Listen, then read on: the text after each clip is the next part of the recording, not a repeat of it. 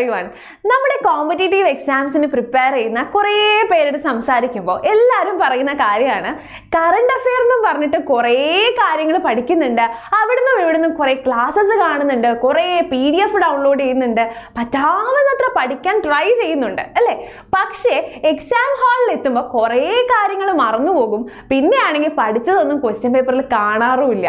സ്ഥിരമായിട്ട് ഞാൻ കേൾക്കുന്ന ഒരു കാര്യമാണ് ഇത് അല്ലേ. അപ്പോൾ ഇതിനെയൊക്കെ എങ്ങനെയാണ് ടാക്കിൾ ചെയ്യുക, എങ്ങനെയാണ് കറണ്ട് അഫെയർസിൽ നമ്മൾ മാസ്റ്റർ ചെയ്യാമെന്നാണ് നമ്മൾ ഈ വീഡിയോയിൽ ഞാൻ ഡിസ്കസ് ചെയ്യാനായിട്ട് പോകുന്നത്.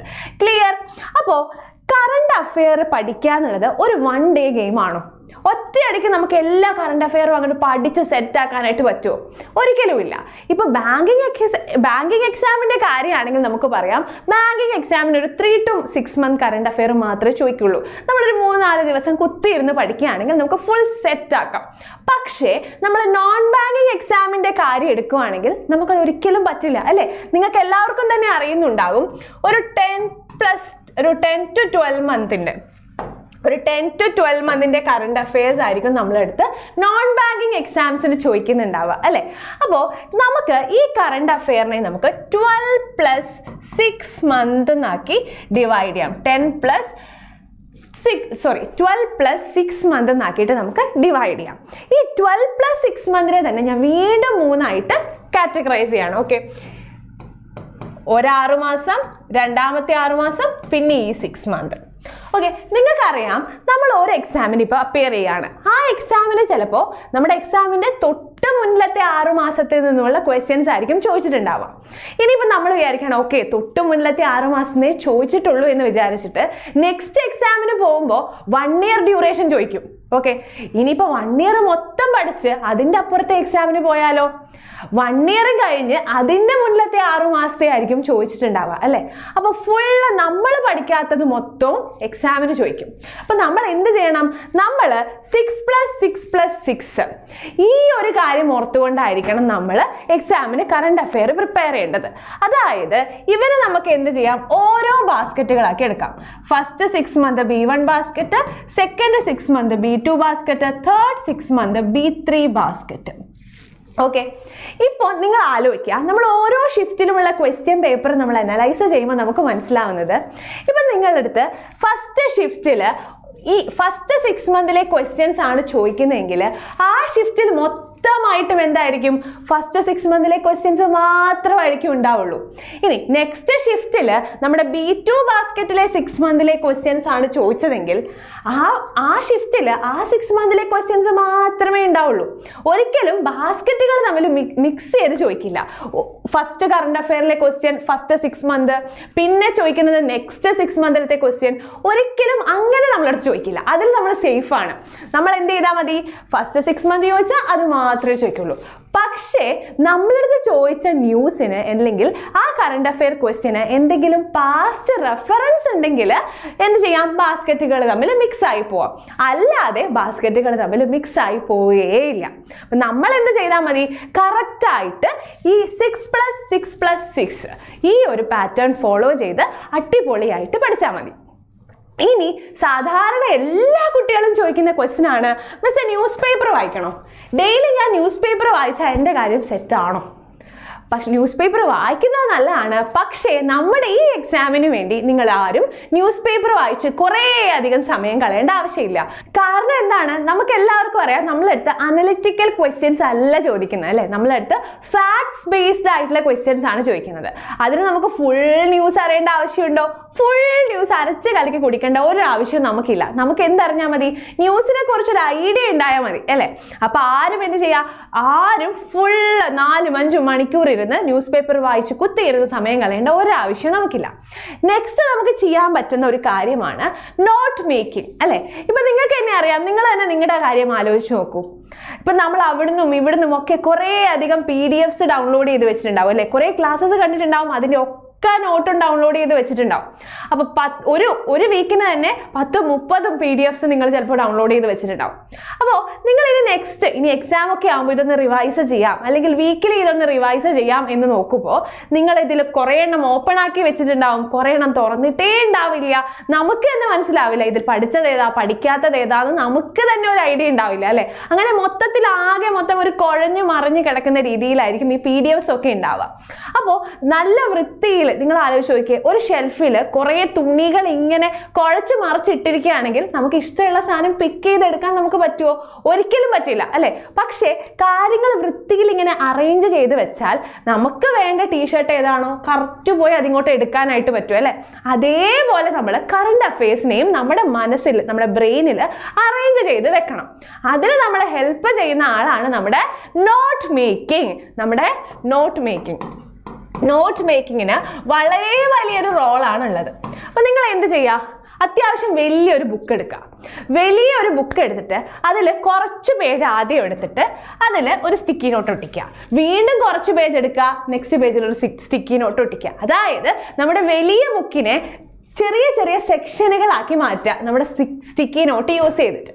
നിങ്ങൾക്ക് എല്ലാവർക്കും അറിയുന്ന പോലെ തന്നെ കറണ്ട് അഫയേഴ്സിനെ, നമുക്ക് എക്സാമിന് വരുന്ന കറണ്ട് അഫയേഴ്സിനെ നമുക്ക് വ്യത്യസ്ത ഭാഗങ്ങളാക്കി തിരിക്കാം അല്ലെ. ദാറ്റ് ഈസ് പൊളിറ്റിയിൽ നിന്നുള്ള ക്വസ്റ്റ്യൻസ് ഉണ്ടാവും, ഇന്റർനാഷണൽ ന്യൂസ് ആൻഡ് കോൺഫറൻസ് ഉണ്ടാവും, ഗവൺമെന്റ് സ്കീംസ് ഉണ്ടാവും, എക്കണോമി ഉണ്ടാവും, എൻവിറോൺമെന്റ് ഉണ്ട്, ആർട്ട് ആൻഡ് കൾച്ചർ ഉണ്ട്, സയൻസ് ആൻഡ് ടെക്നോളജി ഉണ്ട്, ഡിഫൻസ് ആൻഡ് എക്സസൈസ്, അപ്പോയിന്റ്മെന്റ്സ് ഉണ്ട്, ഡേയ്സ് ഉണ്ട്, സ്പോർട്സ് ഉണ്ട്.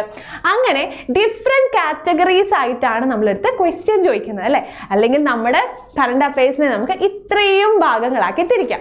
അപ്പൊ നിങ്ങൾ എന്ത് ചെയ്യുക, ഈ ബുക്ക് എടുക്കുക, എന്നിട്ട് ഫസ്റ്റ് എന്ത് ചെയ്താൽ ഗവൺമെന്റ് സ്കീംസിന് ഫസ്റ്റ് ഈ സ്റ്റിക്കി നോട്ടിന്റെ മുകളിൽ പേര് കൊടുക്കുക. അടുത്ത സ്റ്റിക്കി നോട്ടിന് എന്ത് കൊടുക്കുക, എൻവിറോൺമെന്റ് കൊടുക്കുക. നെക്സ്റ്റിന് സ്പോർട്സ് ആൻഡ് ഡേയ്സ് കൊടുക്കുക. അങ്ങനെ ഡിഫറെന്റ് ഭാഗങ്ങളാക്കി ഒരു വലിയ ബുക്കിനെ നമ്മൾ സെപ്പറേറ്റ് ചെയ്യുക. എന്നിട്ട് ഇനി നിങ്ങളെടുത്ത് ഒരു ന്യൂസ് നിങ്ങൾ കാണുകയാണ്. എന്തിനെ കുറിച്ചാണ്? പ്രധാനമന്ത്രി ആയുഷ്മാൻ ഭാരത് യോജന. ഇങ്ങനെ ഒരു ന്യൂസ്, ഈ ഒരു സ്കീമിനെ കുറിച്ചുള്ള ന്യൂസ് കണ്ടാൽ നിങ്ങൾ പേപ്പറിൽ കണ്ട ന്യൂസ് അങ്ങനെ അങ്ങ് എഴുതി പകർത്തുകയാണോ വേണ്ടത്? അങ്ങനെ കണ്ടിട്ട് നമുക്ക് വല്ല കാര്യമുണ്ടോ? ഇല്ല. അതിന് നമ്മൾ എങ്ങനെയാണ് ന്യൂസ് ഉണ്ടാക്കുക? നമ്മുടെ നോട്ട്ബുക്കിൽ നമ്മൾ എങ്ങനെയാണ് എഴുതേണ്ടത്? നമ്മൾ ഏതിപ്പോൾ ഗവൺമെന്റ് സ്കീംസിന്റെ ആ ഒരു സെക്ഷനിൽ നമ്മൾ എങ്ങനെയാണ് ഈ ന്യൂസിനെ അറേഞ്ച് ചെയ്യുക? നമ്മൾ ആ ന്യൂസ് വായിക്കുമ്പോൾ അല്ലെങ്കിൽ മാഗസീൻസിലോ എവിടെയെങ്കിലും നമ്മളത് കാണുമ്പോൾ നിങ്ങൾ എന്ത് ചെയ്യുക? First government scheme and policy എന്താണ്? ഹെൽത്ത് ഇൻഷുറൻസ് ആണ്. ഏത് ന്യൂസ് ആയിക്കോട്ടെ, ഏത് സ്കീം ആയിക്കോട്ടെ, അത് നമ്മൾ ലോഞ്ച് ഡേറ്റ് കൊടുക്കുക, ഒബ്ജക്റ്റീവ് കൊടുക്കുക, ബെനിഫിഷ്യറീസ് കൊടുക്കുക, ടാർഗറ്റ് ഇയർ എത്ര ഇയറിലേക്കാണെന്ന് കൊടുക്കുക, മിനിസ്ട്രി ഏതാണെന്ന് കൊടുക്കുക. ഇപ്പോൾ നമ്മുടെ ഇതേതാണ്? മിനിസ്ട്രി ഓഫ് ഹെൽത്ത് ആണ്. ഇനി inaugurated by prime minister Modi, place where it is launch. പിന്നെ എന്താണ്? Fund allocated. ഓരോ വർഷവും ഓരോന്നാണല്ലേ ഇപ്പം ഇത് ഈ സ്കീമിൻ്റെ കേസിലാണെങ്കിൽ. അപ്പോൾ നിങ്ങൾ എന്ത് ചെയ്യാം? കറക്റ്റ് ആയിട്ട് ഇങ്ങനെ ഇമ്പോർട്ടൻ്റ് ആയിട്ടുള്ള കാര്യങ്ങൾ മാത്രം ആ ബുക്കിൽ എഴുതി കൊടുക്കുക. ഇനി നെക്സ്റ്റ് ഏതെങ്കിലും സ്കീം വരുമ്പോൾ എന്ത് ചെയ്യുക? ഈ സെയിം കാര്യങ്ങൾ വേറൊരു പേജിൽ എഴുതുക, സ്കീമിൻ്റെ ഹെഡിങ് കൊടുക്കുക, ഫുൾ കാര്യങ്ങളും ഇതേപോലെ എഴുതി ഫില്ല് ചെയ്യുക. അപ്പം നമ്മൾ 1 മാസം ആയിക്കോട്ടെ, 3 മാസം ആയിക്കോട്ടെ, എത്ര മാസം കഴിഞ്ഞ് നോക്കുമ്പോഴായാലും നമുക്ക് വളരെ വേഗത്തിൽ നമുക്ക് കാര്യങ്ങൾ മനസ്സിലാവും അല്ലേ. ന്യൂസ് ഇങ്ങനെ ചറപറ എഴുതി വെച്ചിട്ട് യാതൊരു കാര്യമില്ല. ഇനി ഇതേപോലെ സെപ്റ്റംബർ 16 വന്നു, നമുക്കറിയാം വേൾഡ് ഓസോൺ ഡേ ആണ് അല്ലേ. അപ്പോൾ വേൾഡ് ഓസോൺ ഡേ സെപ്റ്റംബർ 16 ആണെന്ന് നമുക്കറിയാം. അതിൻ്റെ റിലേറ്റഡ് ഫാക്ട്സ് നമ്മൾ എവിടെ എഴുതും? നമ്മുടെ എൻവിറോൺമെന്റിന്റെ കോളം എടുക്കുക, അവിടെ നമ്മൾ എന്ത് എഴുതും? ഇവന്റ് സെലിബ്രേഷൻ എന്താണ്? വേൾഡ് ഓസോൺ ഡേ ആണ്. ആനുവൽ ഒബ്സർവൻസ് എപ്പോഴാണ്? സെപ്റ്റംബർ 16 ആണ്. ഇനി ഹിസ്റ്റോറിക്കൽ സിഗ്നിഫിക്കൻസ് ഉണ്ടോ? ഉണ്ട്. Montreal protocol. എന്താ മോൺട്രിയൽ പ്രോട്ടോകോൾ എന്തായിരുന്നു? നമുക്കറിയാം നമ്മുടെ ഓസോണിനെ ദോഷകരമായി ബാധിക്കുന്ന വാതകങ്ങളുടെ ഒക്കെ പ്രൊഡക്ഷൻ കുറയ്ക്കുന്നതായിരുന്നു അല്ലെ മോൺട്രിയൽ പ്രോട്ടോകോൾ എന്ന് പറയുന്നത്. ഇത് നാഷണൽ സെലിബ്രേഷൻ സിൻസ് 1995 ഇനി 2023 തീം എന്തായിരുന്നു? ഓസോൺ റിക്കവറിയും ക്ലൈമറ്റ് മിറ്റിഗേഷനുമായിരുന്നു. പിന്നെ മോൺട്രിയൽ പ്രോട്ടോകോൾ എന്താണ്? International ozone treaty. ഇനി ട്രീറ്റി സിഗ്നേച്ചർ എപ്പോഴായിരുന്നു? 16 സെപ്റ്റംബർ 1987 നമ്മുടെ മോൺട്രിയൽ പ്രോട്ടോകോളിൽ നമ്മൾ സൈൻ ചെയ്തത് അല്ലേ.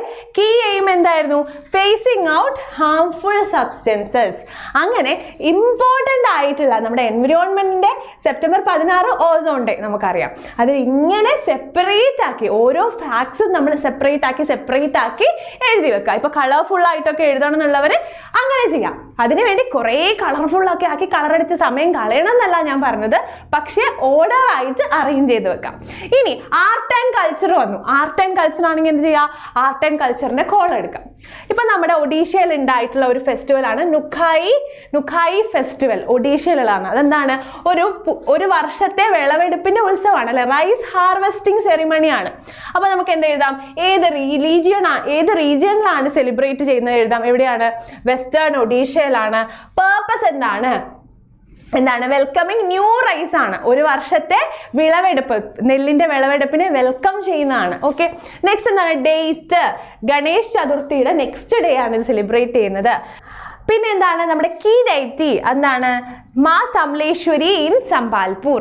നമ്മുടെ ഒഡീഷയിലെ ഒരു പ്രധാന പ്രതിഷ്ഠയാണിത്. ഓക്കെ, അപ്പൊ ഇത്തരം കാര്യങ്ങളെല്ലാമാണ് നിങ്ങൾ നോട്ട് ചെയ്യേണ്ടത്. നെക്സ്റ്റ് നമ്മുടെ അവാർഡ്സ് ആൻഡ് ഹോണേഴ്സ് വരികയാണ്. അപ്പൊ അവാർഡ്സ് വരികയാണെങ്കിൽ ഏത് ഇയറിലാണ് കിട്ടിയത്, ആർക്കൊക്കെയാണ് കിട്ടിയത്, ഏത് ഫീൽഡിലാണ് കിട്ടിയത്, ഇതിന് മുന്നേ ഏതെങ്കിലും ഫേമസ് ആയിട്ടുള്ള ആൾക്ക് ഇത് കിട്ടിയിട്ടുണ്ടോ, അങ്ങനെയുള്ള എല്ലാ കാര്യങ്ങളും, അങ്ങനെയുള്ള ഇമ്പോർട്ടൻ്റ് ആയിട്ടുള്ള കീ പോയിന്റ്സ് ആണ് നമ്മൾ നോട്ട് ചെയ്യേണ്ടത്. ഇനിയിപ്പോൾ ഡിഫൻസ് വരികയാണെങ്കിൽ എന്താണ്? ഏത് എക്സസൈസിലാണ്, ആ എക്സസൈസിലുള്ള പാർട്ടിസിപ്പൻസ് ആരൊക്കെയാണ്, ഏത് എഡിഷൻ ആണ്, വെന്യൂ ഏതാണ്, എന്തെങ്കിലും പാസ്റ്റ് റെഫറൻസ് ഉണ്ടോ, അങ്ങനെയുള്ള കാര്യങ്ങളെല്ലാം നമ്മൾ നോട്ട് ചെയ്യാം. ഏത് പ്രോജക്റ്റിന്റെ അണ്ടറിലാണ്, അങ്ങനെയുള്ള കംപ്ലീറ്റ് ഇമ്പോർട്ടൻ്റ് ആയിട്ടുള്ള കാര്യങ്ങളായിരിക്കും നോട്ട് ചെയ്യേണ്ടത്. ഇനി സ്പോർട്സും ഡേയ്സും വന്നാൽ എന്തൊക്കെയാണ്? എന്തെങ്കിലും പാസ്റ്റ് റെഫറൻസ് ഉണ്ടോ ആ ഇവന്റുമായിട്ട്? ഇതിപ്പോൾ ഇന്ത്യയിൽ 2 ഏഷ്യൻ ഗെയിംസ് നടന്നു. ഒന്നാമത്തത് നടന്നത് എപ്പോഴാണ്? അങ്ങനെയുള്ള കാര്യങ്ങളൊക്കെ നമ്മൾ നോട്ട് ചെയ്യുക. ഇനി 3 പ്രാവശ്യം നടന്നിട്ടുണ്ടെങ്കിൽ അതെവിടെയാണ്? അങ്ങനത്തെ കാര്യങ്ങളൊക്കെ നോട്ട് ചെയ്യുക. ഫസ്റ്റ് ഏഷ്യൻ ഗെയിംസ് നടന്ന സ്ഥലം എവിടെയാണ്? അങ്ങനെയുള്ള കാര്യങ്ങളൊക്കെ നോട്ട് ചെയ്യുക. ഇനി players associated with that sport, ആ സ്പോർട്ടുമായിട്ട് അസോസിയേറ്റ് ചെയ്ത പ്ലേയേഴ്സ് ആരൊക്കെയാണ്? ഇത് നമുക്ക് എന്ത് ചെയ്യാൻ പറ്റും? ടേംസ് റിലേറ്റഡ് ടു സ്പോർട്ട് അല്ലെ, ആ സ്പോർട്ടുമായിട്ട് റിലേറ്റ് ചെയ്തിട്ടുള്ള ടേംസ് നോക്കാം. ഇനി ഡയമെൻഷൻസ്, ഫീച്ചേഴ്സ്, ആ ഗെയിമിനുമായിട്ട് ബന്ധപ്പെട്ടിട്ടുള്ള ഇപ്പോൾ എന്താണ് പ്ലേ ഏരിയയുടെ ഡയമെൻഷൻസ്, പിന്നെ നമ്മുടെ ആ സ്പോർട്ടിൻ്റെ ഫീച്ചേഴ്സ്, നമ്മൾ കളിക്കാൻ ഉപയോഗിക്കുക എന്തെങ്കിലും എക്യുപ്മെൻ്റ് ഉണ്ടെങ്കിൽ അതിൻ്റെ ഡീറ്റെയിൽസ്, അങ്ങനെ എല്ലാ കാര്യങ്ങളും like length of the badminton court four is, അങ്ങനെയുള്ള കാര്യങ്ങളൊക്കെ നമ്മൾ നോട്ട് ചെയ്യേണ്ടതാണ്. പിന്നെ ആർക്കെങ്കിലും എന്തെങ്കിലും അവാർഡ് കിട്ടിയിട്ടുണ്ടോ, ഇപ്പോൾ ആ സ്പോർട്ടുമായിട്ട് ബന്ധപ്പെട്ടിട്ട് ആർക്കെങ്കിലും എന്തെങ്കിലും അവാർഡ് കിട്ടിയിട്ടുണ്ടോ, അങ്ങനത്തെ കാര്യങ്ങളൊക്കെ നമ്മൾ കറക്റ്റായിട്ട് നോട്ട് ചെയ്യാം.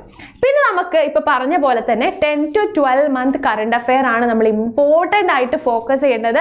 അത് സിമ്പിളായിട്ട് ഇതേപോലെ നമ്മൾ അടുക്കി വെച്ച് പ്രോപ്പറായിട്ട് പഠിച്ചു പോവുകയാണെങ്കിൽ നമ്മൾ ഒരു കറണ്ട് അഫെയർ പോലും നമ്മുടെ അടുത്ത് മിസ്സായി പോവില്ല. ഓക്കെ, നെക്സ്റ്റ് നിങ്ങൾക്ക് ചെയ്യാൻ പറ്റുന്ന ഒരു കാര്യമാണ് നോട്ട് എൻറിച്ച്മെന്റ്.